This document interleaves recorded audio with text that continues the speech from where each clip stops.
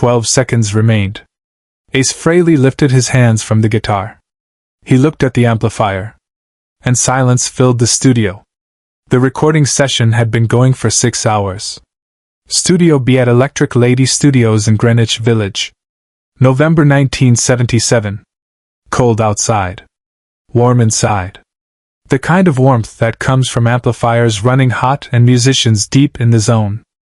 Ace Frehley sat on a stool facing a Marshall stack, his Gibson Les Paul hanging from his shoulder. The guitar tech had set up 3 microphones around the cabinet. The control room glass reflected the studio lights. Behind that glass, the producer sat with the engineer, both leaning forward, listening.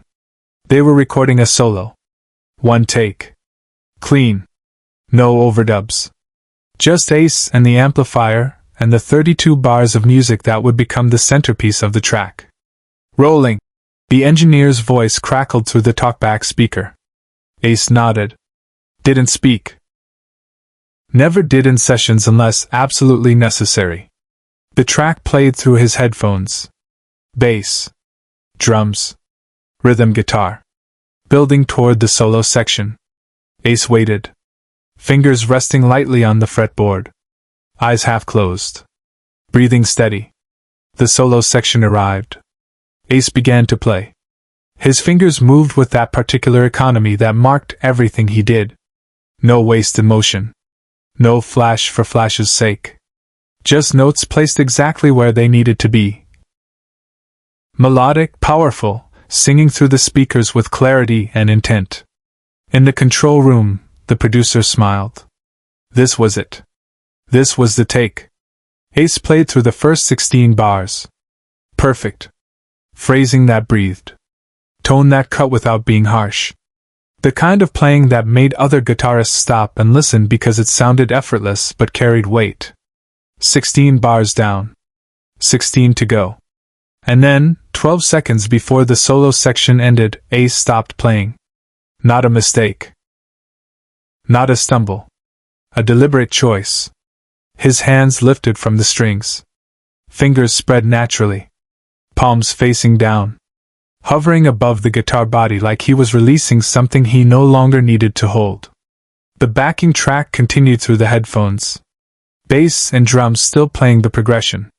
The empty space where his guitar should have been growing larger with each passing second. Ace turned his head slowly toward the Marshall amplifier. Just looked at it. Calm. No expression that suggested anger or frustration. Just quiet observation. The track played out. Ended. Silence. Ace didn't defend himself. He never did. In the control room, the producer hit the talkback button. Ace? Everything okay? You dropped out. Ace reached up and removed his headphones. Set them carefully on the stool beside him. Stood. The guitar still hung from his shoulder, gently swaying. Yeah, Ace said.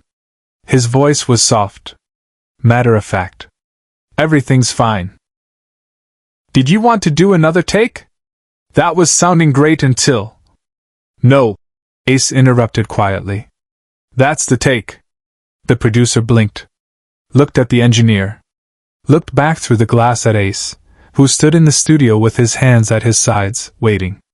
Ace, you stopped playing 12 seconds early. The solo section isn't finished.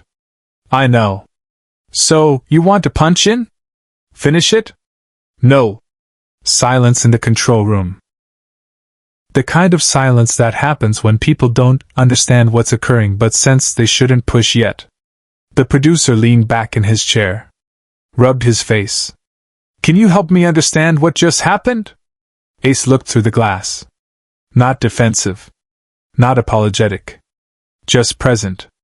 The solo was done, he said simply. Those 16 bars said what needed saying. The other 16 would have been decoration. But the arrangement gave me 32 bars, Ace said. I only needed 16. The producer stared at him. This wasn't how recording sessions worked. You played what was written. You filled the space allocated. You didn't just stop. Ace, man, I hear what you're saying, But we need the full solo. The label expects. Then get someone else to play it, Ace said calmly. He began unshouldering his guitar, moving with the same unhurried deliberation he brought to everything. The engineer leaned toward the producer. Whispered something. The producer shook his head. Whispered back. They had a brief, tense conversation while Ace carefully placed his Les Paul in its stand, checked that it was stable, then walked to the studio door. Ace, wait. The producer's voice through the talkback. Sharper now. Where are you going? Outside. Smoke a cigarette. We're not done here. Ace paused with his hand on the door handle. Looked back at the control room window. I am. He left. The door closed behind him with a soft click that somehow carried more weight than a slam would have. To understand what happened next, you need to understand something about Ace Frehley in 1977. He was famous.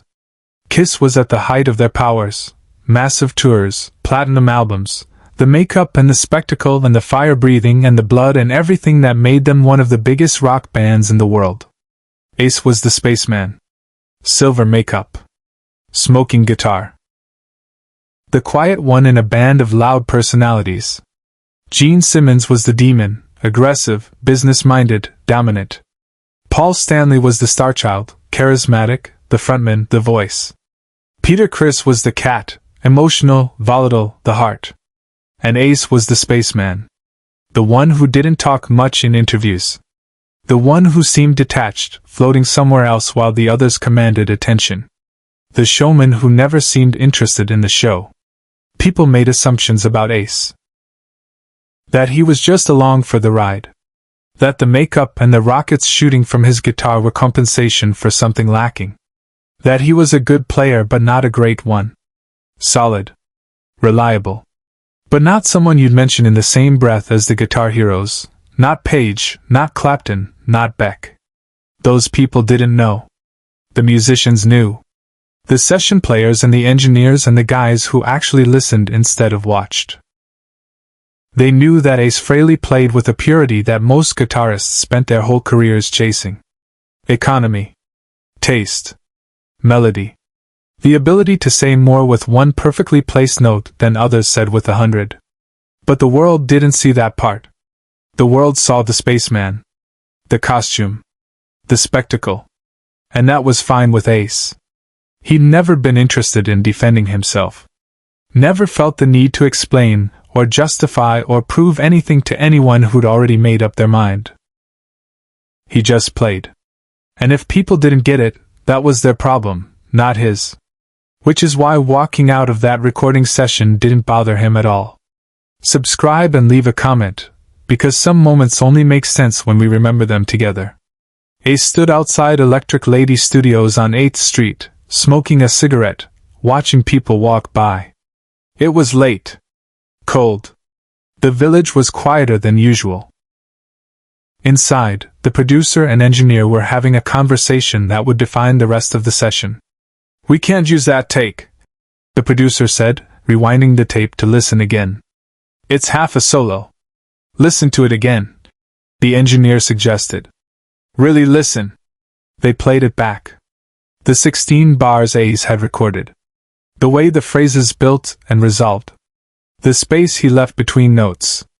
The tone, warm but cutting, present but not overwhelming. And then the moment where it stopped. Where the guitar simply ended. And underneath, the bass and drums continuing for 12 more seconds before the section resolved. The producer frowned. It's unfinished. Is it? The engineer leaned back, arms crossed. Or is it exactly as long as it needed to be? You're saying we should leave it? Just 12 seconds of no guitar at the end? I'm saying listen to what happens in those 12 seconds. They played it again. This time focusing on that empty space. The way the bass and drums sounded without the guitar. The tension that built. The anticipation. And then the resolution when the next section kicked in. It creates a moment, the engineer said quietly. People will notice. They'll wonder. They'll listen closer. Or they'll think something went wrong in mastering. Maybe. Or maybe Ace knows something about dynamics that we don't. The producer sat in silence for a long time, listening to the playback over and over. Those 16 bars of guitar.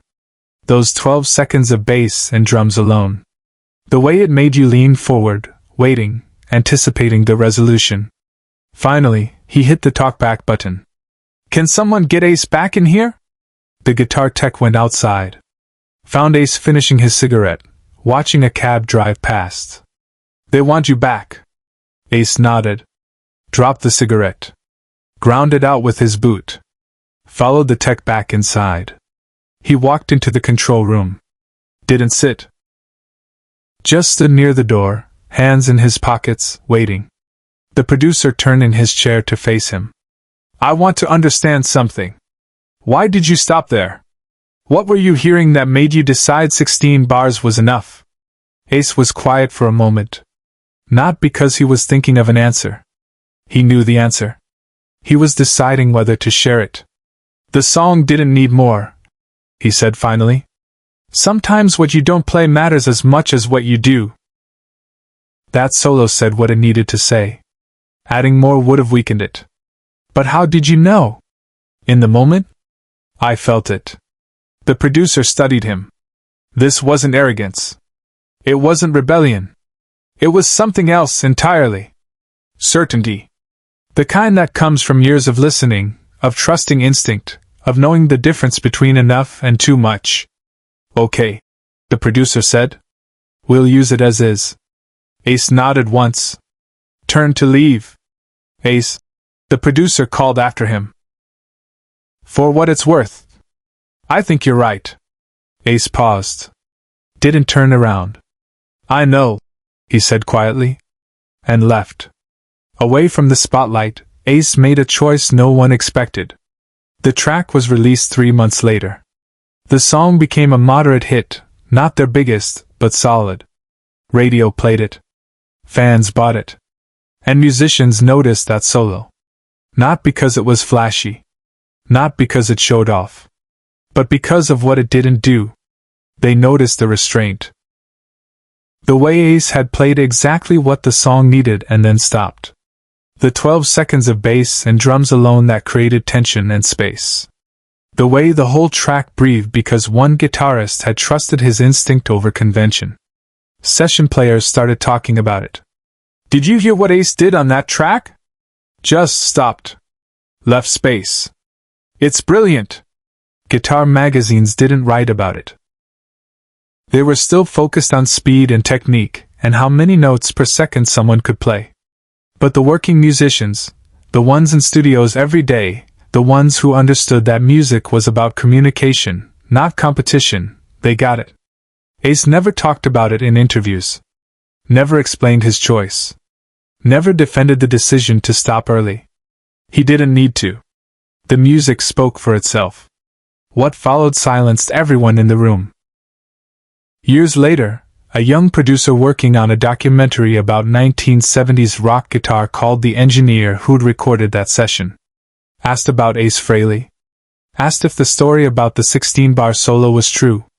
It's true, the engineer said. I was there.